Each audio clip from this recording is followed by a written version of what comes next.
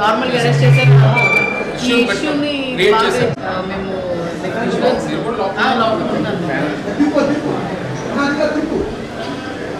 CI ఎవరు తెలుపుకుంటే ఎందుకు వెళ్ళాలి, నేను వెళ్ళను, మీరు ఇస్తే ఇవ్వండి, లేకపోతే మీరు ప్రొటెక్షన్ ఇచ్చి తీసుకెళ్ళాలంటే తీసుకెళ్ళండి, నేను మాత్రం వెనక్కి నుంచి దొడ్డిదారుల నుంచి వెళ్ళాలని చెప్పి ఆయన తెలుసు. ఐఎమ్ రెడీ, మీరు ఎప్పుడంటే అప్పుడు నేను వచ్చి మీరు తీసుకెళ్ళండి అని చెప్పి ఆయన గట్టిగా మాట్లాడారు.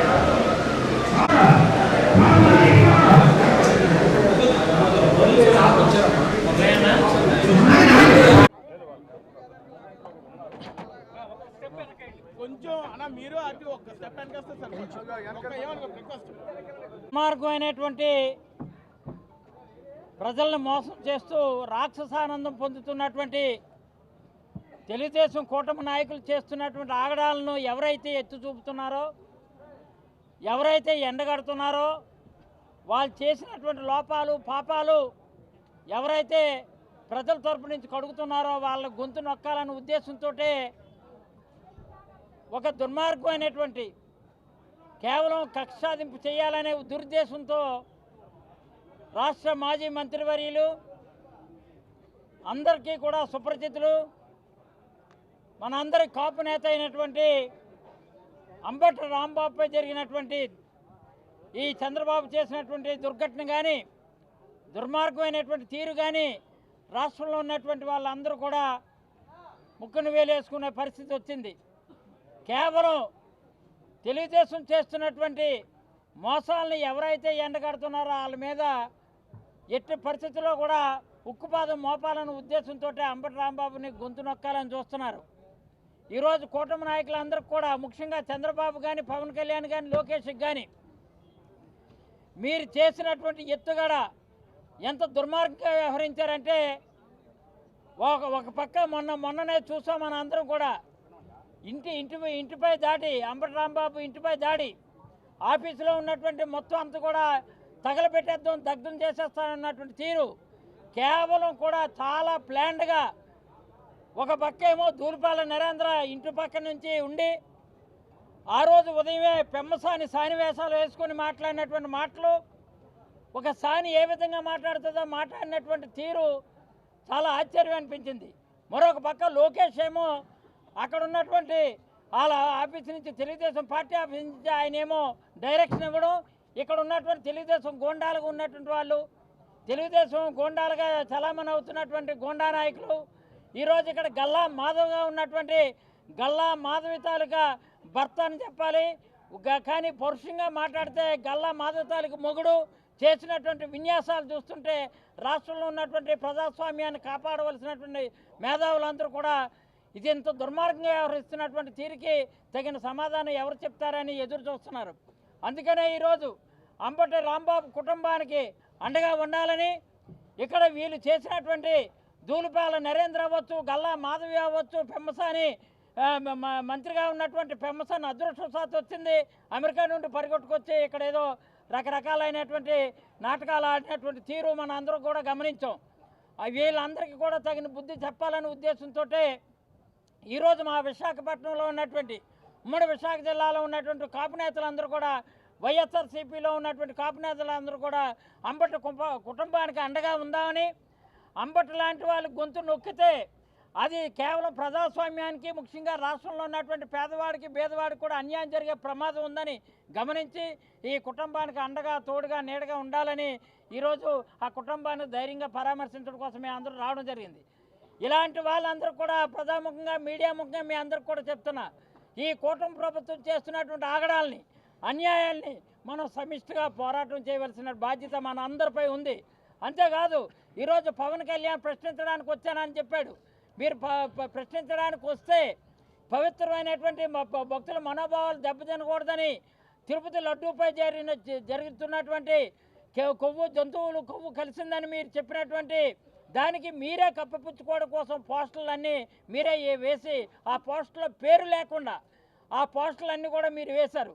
మీకు అంత ధైర్యం ఉంటే మా తప్పు లేదు, పలానా వాడు ఎవడని అక్కడ పోస్టర్లో మీ పేరు ఎందుకు రాయలేదు? చిట్టించినటువంటి నివేదికని మీద నమ్మకం లేదు, అలాగే అక్కడ ఉన్నటువంటి సిబిఐ ఇచ్చినటువంటి నివేదిక మీద మీకు నమ్మకం లేదు. ఆ రిపోర్ట్లన్నీ కూడా మీకు తేటతెల్లం చేసి మీరు ఏవైతే అబద్ధాలు వల్లించి ప్రజలు మోసం చేశారో అది ప్రజలు తెలిసిపోతుందని ఉద్దేశంతో మనకు మనుగడ ఉండదని దాన్ని డైవర్షన్ చేయడం కోసం అంబటిపై మీరు ఇంత దుర్మార్గమైన కార్యక్రమాలు చేస్తారా? అందుకే ఈరోజు ఒక విశాఖ జిల్లా కాదు, రాష్ట్రంలో ఉన్నటువంటి అన్ని జిల్లాల నుంచి కూడా కాపు నేతల్ని అణుగుదొక్కాలని మీరు చూస్తున్నటువంటి తీరు మొదటి నుంచి తెలుగుదేశం డిఎన్ఏలోనే ఉంది. ఎట్టి పరిస్థితుల్లో కూడా కాపులు తొక్కాలి, కాపులు నొక్కాలనే ఉద్దేశంతో మీ అందరూ కూడా ఆ రోజు వంగవీటి హత్య కానీ, తర్వాత జరిగినటువంటి ముద్రగాడపై హత్యా ప్రయత్నం కానీ, ఈరోజు అంబటిపై దొంగ కేసులు పెట్టి జైల్లో వేసినటువంటి తీరు కానీ కాపులందరూ కూడా ఎదురు చూస్తున్నారు.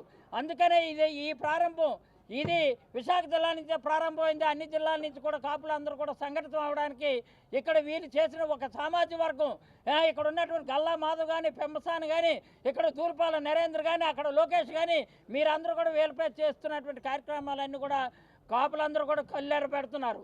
భవిష్యత్తులో మిమ్మల్ని ఎక్కడ పెట్టాలో ఎక్కడ మట్టాలో కాపులందరూ కూడా సంఘటితంగా పనిచేయవలసిన బాధ్యత కూడా ఉందని ఈ సందర్భంగా తెలియజేస్తూ, అంబటికి ఎప్పుడు కూడా కాపులు విశాఖలో కాదు, ఉత్తరాంధ్రలో కాదు, ఆంధ్రాలోనే కాదు, ఎక్కడున్నా సరే కాపు సోదరులందరూ కూడా తప్పనిసరిగా అంబటి కుటుంబానికి అండగా ఉంటామని ఈ మీడియా ముఖంగా తెలియజేస్తూ సెలవు తీసుకుంటున్నాం. మాజీ మంత్రివర్యులు వైఎస్ఆర్ కాంగ్రెస్ పార్టీ సీనియర్ నేత శ్రీ అంబటి రాంబాబు గారి ఇంటి మీద, పార్టీ కార్యాలయం మీద, వారి మీద, వారి కుటుంబ సభ్యుల మీద జరిగినటువంటి దాడిని ఖండిస్తూ ఈరోజు విశాఖపట్నం, ఉమ్మడి విశాఖపట్నం జిల్లా నుంచి పెద్ద ఎత్తున వైఎస్ఆర్ కాంగ్రెస్ పార్టీ నేతలు, ముఖ్యంగా కాపు సామాజిక వర్గానికి సంబంధించినటువంటి పెద్దలందరూ కూడా వారి కుటుంబానికి సంఘీభావం తెలియజేయడానికి ఈరోజు అందరం కూడా రావడం జరిగింది. మొన్న జరిగినటువంటి ఘటనలో విచిత్రం ఏంటంటే ప్రేరేపించింది వాళ్ళే, తిట్టింది వాళ్ళే, ఇంటి మీదకి వచ్చింది వాళ్ళే, ఇల్లుని తగలబెట్టాలని చెప్పి చూసింది వాళ్ళే, పార్టీ కార్యాలయాన్ని ధ్వంసం చేసింది వాళ్ళే, రాంబాబు గారిని హత్య చేయాలని చెప్పి చూసింది వాళ్ళే, తిరిగి కేసు పెట్టింది కూడా వాళ్ళే. చివరికి ఇందులో అనుభవిస్తుంది ఎవరనంటే రాంబాబు గారు జైలు జీవితాన్ని అనుభవిస్తూ ఉన్నారు. దేనికేనంటే ఈ ప్రభుత్వాన్ని ప్రశ్నించినందుకు. ఈ ప్రభుత్వాన్ని గడిచినటువంటి 20 మాసాలుగా ఆయన అనేక వేదికల మీద, అనేక ప్రసంగాల్లో, ఆయన అనేక పత్రికా సమావేశాల్లో ఈ ప్రభుత్వాన్ని, ప్రభుత్వం చేస్తున్నటువంటి కుట్రలను, కుతంత్రాలను, ప్రజలకు చేసినటువంటి మోసాలని ప్రశ్నించినందుకు వారికి ఇచ్చినటువంటి బహుమతి ఇది. గడిచినటువంటి 20 మాసాలుగా కూటమి ప్రభుత్వం వచ్చిన తర్వాత ఇచ్చినటువంటి ఏ ఒక్క హామీని నిలబెట్టుకోక తిరిగి కొత్త ప్రచారాన్ని, తిరుమల లడ్డూకు సంబంధించినటువంటి ప్రచారాన్ని ప్రజల్లోకి తీసుకుని వచ్చి రాజకీయంగా ఒక కుట్ర చేయాలని, తద్వారా రాజకీయంగా లబ్ధి పొందాలని చేసినటువంటి ప్రయత్నంలో భాగంగా ప్రతి ఒక్కరికి కర్మ అనేటువంటిది ఉంటుంది. ఆ కర్మ అనేటువంటిది రుచి చూపించినప్పుడు మనం చేసినటువంటి పాపాలన్నీ కూడా బయటపడతాయి. అందులో భాగంగానే వారు చేసినటువంటి తప్పుడు ప్రచారం, ఇందులో జంతువులు కొవ్వు కలిసిందని, పంది కొవ్వు కలిసిందని, గొడ్డు కొవ్వు కలిసిందని, ఫిష్ ఆయిల్ కలిసిందని చెప్పి లేనిపోయినటువంటి తప్పుడు ప్రచారాన్ని చేసి, తీరా జరిగినటువంటి ఎంక్వైరీలో ఎక్కడా కూడా అటువంటి విషయాలు లేవని చెప్పి అన్ని కమిటీలు రిపోర్ట్ ఇచ్చిన తర్వాత ఎక్కడ ప్రజల నుంచి స్పందన వస్తుంది, మన మీద తిరుగుబాటు వస్తుంది అన్నటువంటి ఉద్దేశంతో ఒక ప్రచారాన్ని తీసుకొని వచ్చారు. జగన్మోహన్ రెడ్డి గారి మీద, వైఎస్ఆర్ కాంగ్రెస్ పార్టీ మీద లేనిపోయినటువంటి ప్రచారాలు చేసి, అందు మీద ఫ్లెక్సీలు వేసి, రాష్ట్రంలో అన్ని ప్రధాన కూడళ్లలో కూడా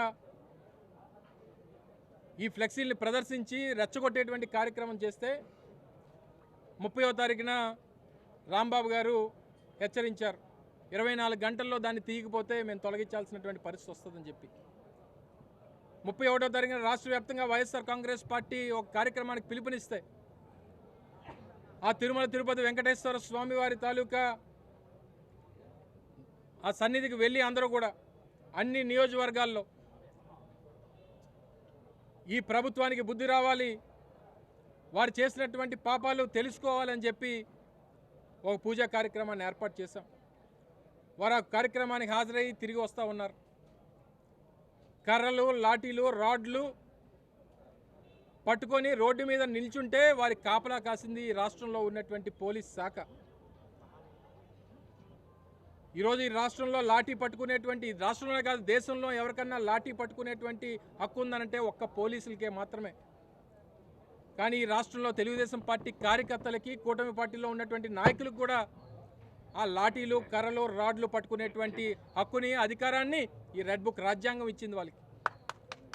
ఇటువంటి పరిస్థితుల్లో వచ్చి వారిని దాడి చేయాలని, వారి మీద భౌతికంగా దాడి చేసి వారిని గాయపరచాలో, హతమార్చాలో అనేటువంటి ప్రయత్నం చేస్తే మహిళలు కూడా ఇష్టం వచ్చినటువంటి దుర్భాషలాడుతూ వారి తల్లిని, ఇంట్లో మహిళల్ని తిడతా ఉంటే పుట్టిన తర్వాత ఏ వ్యక్తి అన్నా అందులో రెస్పాండ్ అవ్వకుండా ఉండడు.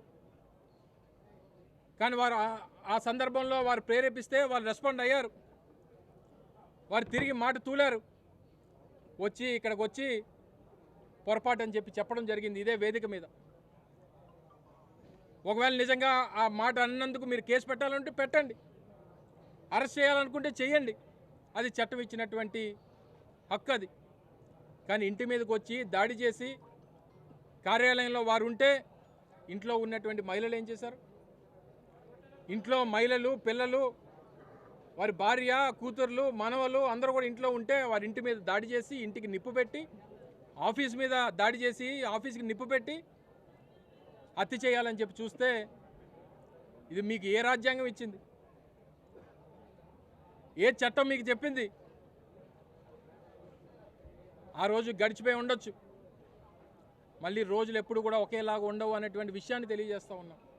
మొన్న మా పార్టీ అధ్యక్షులు వారు వైఎస్ జగన్మోహన్ రెడ్డి గారు వచ్చినప్పుడు మాట్లాడారు. ఈ రాష్ట్రంలో ఉన్నటువంటి పార్టీ శ్రేణులందరికీ, ఈ రాష్ట్రంలో ఉన్నటువంటి ప్రభుత్వానికి, పార్టీ నాయకత్వానికి అందరికీ భరోసానిచ్చారు. రాష్ట్రంలో ప్రభుత్వానికి హెచ్చరించారు.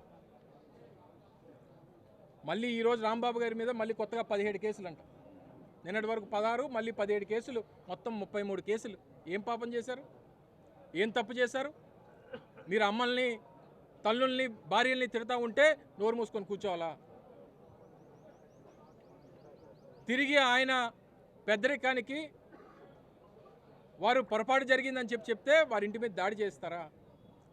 ఇదంతా కూడా ఒక స్టేట్ స్పాన్సర్డ్ టెర్రరిజంగా చూస్తాం. కేంద్ర మంత్రి, స్థానిక శాసనసభ్యులు, వారి పార్టీకి సంబంధించినటువంటి నాయకులు అందరూ కూడా కిరాయి ఇచ్చి మనుషులను తీసుకుని వచ్చి ఇంట్ల మీద దాడి చేస్తే అది ప్రభుత్వం వెనక నుండి నడిపిస్తూ ఉంటే మీ ప్రభుత్వం ఏమో స్పందించదు, దగ్గరుండి పోలీసులతో దాడి చేస్తుంది. కానీ ఏ రోజు ఏ నిమిషం ఆ రోజు మొత్తం దాదాపు 7:30-8 గంటలు జరిగినటువంటి ఆ సంఘటన అంతా కూడా చూసాం. మీరు ఎంతమంది వచ్చి దాడి చేసినా, ఎంతమంది వచ్చి ఇబ్బంది పెట్టినా, ఎంతమంది వచ్చి చంపాలని చెప్పి చూసినా అంబటి రాంబాబు మాత్రం ఎక్కడా కూడా తలదించినటువంటి పరిస్థితులు లేవు అనేటువంటి విషయాన్ని మీరు అందరూ కూడా గమనించాలి. అందుకనే జగన్మోహన్ రెడ్డి గారు చెప్పారు అంబటి రాంబాబు అనేటువంటి వ్యక్తి ఒక టైగర్ అని.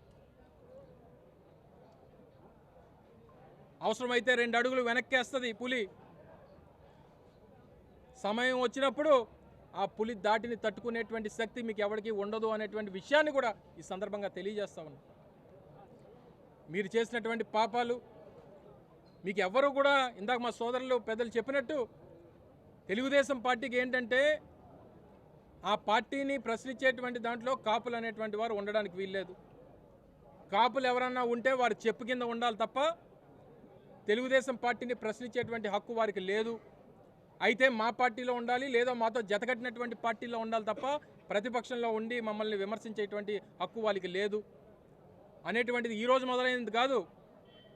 వంగవీటి మోహన రంగ గారిని 88లో చంపినటువంటి నాటి నుండి, మొన్న 2016లో ముద్రగడ పద్మనాభం గారిని హతమార్చాలని చెప్పి చూసినప్పుడు నాటి నుండి, మళ్ళీ మొన్న 2026 మొన్న జనవరి 31వ తారీఖున అంబటి రాంబాబు గారిని కూడా హతమార్చాలని చెప్పి చేసినటువంటి ప్రయత్నం దగ్గర నుంచి, ఆ రోజు వంగవీటి మోహన రంగా గారిని చంపినటువంటి ఆ నెత్తుటి మరకలు నేటికి కూడా చల్లారలేదు.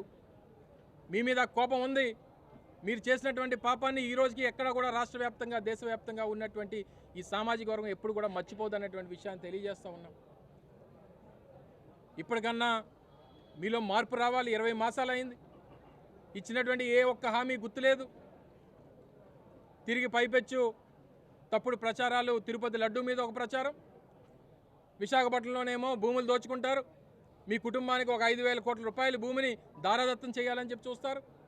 గడిచినటువంటి 20 మాసాల్లో 30,000 కోట్ల రూపాయలు విలువైనటువంటి ఆస్తుల్ని అక్కడ పంచిపెట్టినటువంటి పరిస్థితులు విశాఖపట్నంలో చూస్తూ ఉన్నాం.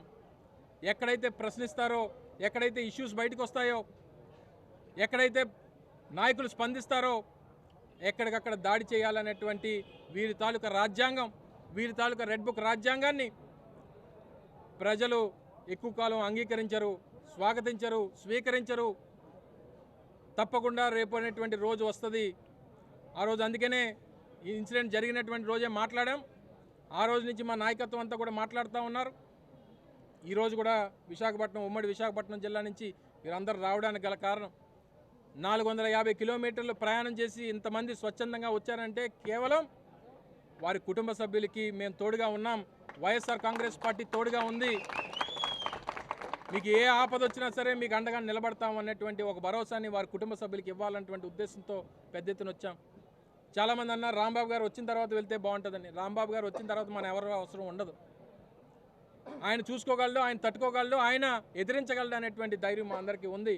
కానీ ఈరోజు ఆ కుటుంబ సభ్యులు బాధలో, భయాందోళనలో, కష్టాల్లో, ఇబ్బందుల్లో వారు ఉన్నారు. ఈ సమయంలోనే మనందరం కూడా ఒక కుటుంబం వారికి తోడుగా నిలబడాలని చెప్పి ఈరోజు పిలుపునిస్తే ఇంతమంది దాదాపు 200 కార్లలో ఈరోజు 450 కిలోమీటర్ల మేర ప్రయాణం చేసి వచ్చారంటే అది వైఎస్ఆర్ కాంగ్రెస్ పార్టీ మీద అభిమానం, రాంబాబు గారి మీద ఉన్నటువంటి ప్రేమ, కులం మీద ఉన్నటువంటి ఆ మమకారం, ఇవన్నీ కూడా ఎంతమందిని ఈరోజు ఎంతవరకు తీసుకొచ్చింది అనేటువంటి విషయాన్ని మరొకసారి ఈ ప్రభుత్వం గ్రహించాలని, ఈ చంద్రబాబు నాయుడు, ఈ లోకేషో, లేకపోతే ఈ సోకాళ్ళు ఆయన చెప్పు కింద పనిచేస్తున్నటువంటి నాయకులు ఎవరైతే ఉన్నారో వారిని చూసి భయపడేటువంటి కాలం పోయింది. తప్పకుండా రానటువంటి కాలంలో మళ్ళీ వచ్చేది వైఎస్ జగన్మోహన్ రెడ్డి గారే.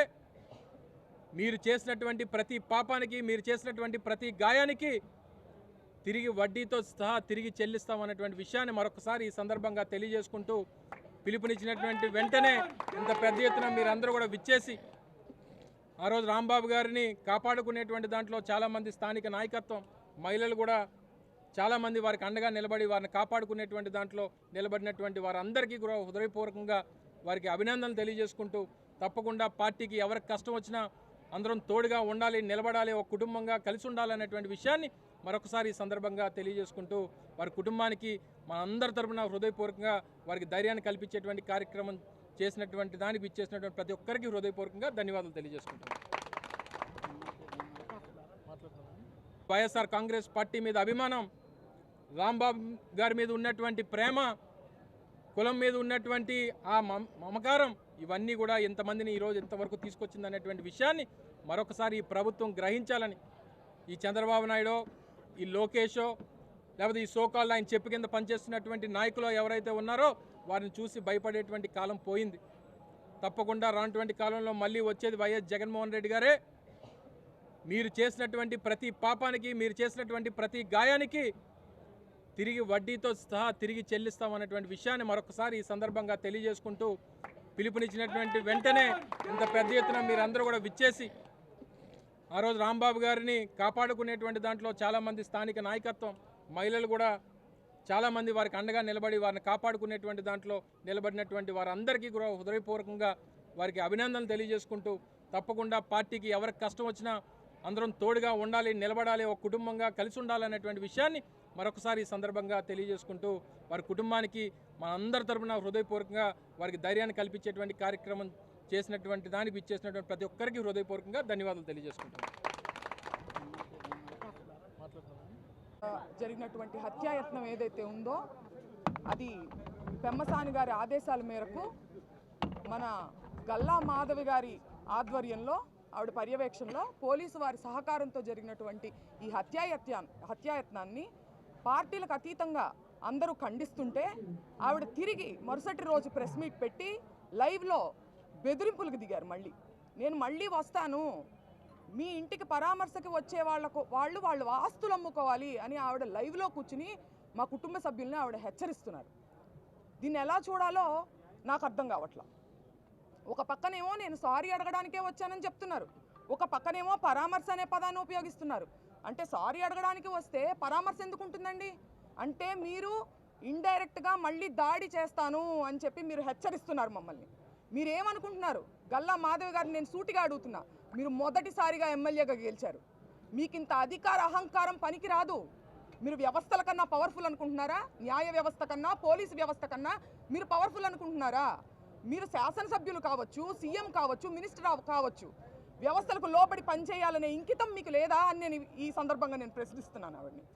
అలాగే పెమ్మసాని గారు, ఆయన చాలా చదువుకొని దేశ విదేశాలు తిరిగి ఆయన తిరిగి రాజకీయాల్లోకి వస్తున్నారు అంటే నిజంగా పార్టీలకు అతీతంగా ఒక ఎడ్యుకేటెడ్ పర్సన్గా ఆయన ఏదో ఇక్కడ ఉన్నటువంటి బురద రాజకీయాల్ని ప్రక్షాళన చేస్తారని నేను అనుకుంటే, జనం కూడా అనుకుంటే ఆయన ఇక్కడ ఉన్నటువంటి బురద రాజకీయాలను ఇంకా భ్రష్టు పట్టించే విధంగా ఆయన ఆలోచన విధానం ఉండడం చాలా దురదృష్టంగా నేను భావిస్తున్నాను. అలాగే ఆఫీసుకి ఇంటికి నిప్పు పెడతారా? ఆఫీస్కి ఇంటికి నిప్పు పెట్టారు, పక్కనున్న ఇళ్లకి ఆ నిప్పు అంటుకుంటే మొత్తం పక్కనిళ్లలో ఉన్నటువంటి సామాన్య ప్రజానికం వాళ్ళకి ఇబ్బంది కలుగుతుందనే విచక్షణ మీరు కోల్పోయారా? కక్షతో మీ కళ్ళు మూసుకుపోయినాయా అని నేను ప్రశ్నిస్తున్నాను. ఇదే సందర్భంలో ఆవిడ నన్ను అడుగుతున్నారు, మీ పిల్లలకి ఏం మెసేజ్ ఇస్తున్నారు మీరు? మీ నాన్నగారు ఇలా మాట్లాడుతుంటే దీన్ని మేము ఊరుకుంటే మీరు ఏం మెసేజ్ పంపిస్తున్నట్టు ముందు తరాలకి అని అంటున్నారు. నేను ఆవిడని సూటిగా అడుగుతున్నా, మీరేమి మెసేజ్ ఇస్తున్నారు మీ పిల్లలకి? న్యాయాన్ని మీ చేతిలోకి తీసుకోమని మీరు మెసేజ్ ఇస్తున్నారా? వ్యవస్థల్ని కంట్రోల్ చేయమని మీరు మెసేజ్ ఇస్తున్నారా? అవతలి వారు తప్పు చేస్తే అంతకు మించిన తప్పు మీరు చేయండి అని మీ పిల్లలకి మీరు మెసేజ్ ఇస్తున్నారా? నేను ఇవ్వట్లేదు. న్యాయం ఒకటి ఉంటుంది, దాని పని అది చేసుకుపోతుంది, మనం వ్యవస్థలకి లోబడి మనం ఉండాలి అనే నేను మెసేజ్ ఇస్తున్నా. ఏ చట్టం చెప్పిందమ్మా రాళ్ళు కర్రలు తీసుకుని ఇంటి మీదకి వచ్చి సారీ అడగమని ఏ చట్టం చెప్పిందో ఆవిడ నాకు తెలియజేయాలి, నేను తెలుసుకుంటాను. అలాగే ఇవాళ రాంబాబు గారు రెడ్ బుక్ని నేను కేర్ చేయను అని చెప్తున్నారు. అలాంటి మనిషి లా అండ్ ఆర్డర్కి రెస్పెక్ట్ ఇచ్చి ఆయన వల్ల తప్పు జరిగినప్పుడు వచ్చి సారీ చెప్పారు. ఈ వ్యత్యాసాన్ని మీరు గమనించాలి. రెడ్ బుక్ అనేది ఒక కక్షపూరితమైన చర్య, ఒక డెమోక్రసీలో జరగాల్సినటువంటి ఒక పని కాదు. కాబట్టి ఆయన దాన్ని ఎదిరించి ధైర్యంగా నిలబడి, ఒక పక్కనేమో ఆయన వల్ల తప్పు జరిగినప్పుడు జెంటిల్మెన్గా ఆయన వచ్చి సారీ చెప్పడం జరిగింది. అయినా కూడా దాడి చేశారు. కానీ నేను చెప్తున్నాను, ఇవాళ అంబటి రాంబాబు గారు 2000 మంది చుట్టుముట్టిన ఇంటిని లోపల కూర్చుని ఒక్కళ్ళే రాళ్ళు రువ్వుతున్నా, కత్తులు దూస్తున్నా, గుణపాలు గోడల్లో నుంచి దిగుతున్నా ధైర్యంగా కూర్చున్నారు. ఆ ధైర్యం ఎక్కడిది? వ్యవస్థ మీద ఉన్నటువంటి నమ్మకమే ఆయనకు ఆ ధైర్యం ఇచ్చిందని నేను నమ్ముతున్నాను. కానీ వాళ్ళ వ్యవస్థల్ని నిర్వీర్యం చేసి, పోలీసుల్ని డమ్మీ చేసి, పోలీసు వ్యవస్థ అనేది ఎంత పవర్ఫుల్, దాన్ని డమ్మీలుగా చేసి మీరు ఇంటి మీదకి వచ్చి ఆడవాళ్ళ మీద కూడా దాడి చేస్తారా? మీరు గమనించుకోవాలి. అలాగే నేను పవన్ కళ్యాణ్ గారిని, చంద్రబాబు నాయుడు గారిని, ఇద్దరిని నేను లా అండ్ ఆర్డర్ని కాపాడమని నేను అడగడం జరిగింది. నేను అడిగితే మమ్మల్ని వాళ్ళు ప్రశ్నిస్తున్నారు. పవన్ కళ్యాణ్ గారు మీరు ఇప్పుడు గుర్తొచ్చారా, మీకు ఇప్పుడు గుర్తొచ్చారా అని మమ్మల్ని ప్రశ్నిస్తున్నారు. నేను వాళ్ళని సూటిగా అడుగుతున్నా, పవన్ కళ్యాణ్ గారిని తల్లిని తిట్టి మీరు ఓట్ల కోసం వచ్చేసరికి మీకు పవన్ కళ్యాణ్ గుర్తు రావచ్చునా? మాకు మటుకు లా అండ్ ఆర్డర్ని కాపాడడానికి పవన్ కళ్యాణ్ గారు డిప్యూటీ సీఎంగా ఉన్నప్పుడు మేము అడగకూడదు ఆయన్ని? ఇదేం న్యాయం అని నేను అడుగుతున్నా. నన్ను ప్రశ్నించే వాళ్ళందరినీ నేను అడుగుతున్నాను. మీరు పవన్ కళ్యాణ్ తిట్టినటువంటి వ్యక్తులను వాటేసుకుని మీరు నన్ను ఈ ప్రశ్న అందిస్తున్నారని సంధిస్తున్నారు ఈ ప్రశ్న నాకు. నేను నా పర్సనల్ రికమెండేషన్ కోసమో ఏదో ఫ్యామిలీ రికమెండేషన్ కోసమో నేను ఆయన అడగలేదండి. నేను అడిగింది లా అండ్ ఆర్డర్ని కాపాడమని ఒక డిప్యూటీ సీఎంగా ఆయన నేను అడిగాను. తద్వారా అంబటి రాంబాబు గారు ఇతరులు కాపాడబడతారు లా అండ్ ఆర్డర్ని కాపాడినప్పుడు. దీన్ని మీరు ఒకసారి మీరు ఆలోచించుకోవాలి. మీ మనస్సాక్షికి దీన్ని వదిలేస్తున్నాం.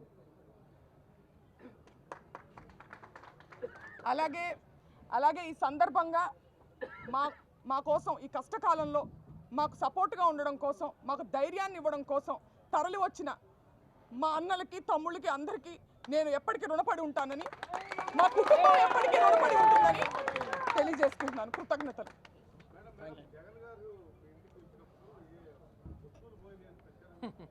ఏమండి ఇది? ఏమి చేతకానప్పుడు ఏదో ఒకటి చేయాలి. వస్తువులు పోయినాయా? వాళ్ళు చూసారు, వాళ్ళే తీసుకెళ్లారా ఏంటో చెప్పిన వాళ్ళు? అదంతా ఫేక్ న్యూస్ అండి. అది కేవలం ఏంటంటే దీన్ని ఏదో సైడ్ ట్రాక్ చేయాలి, ఇంకేదో రకంగా బురద జల్లాలి అని చెప్పి అలాంటివి చెప్తున్నారు. ఓకే, మీరు క్లియర్ చేస్తే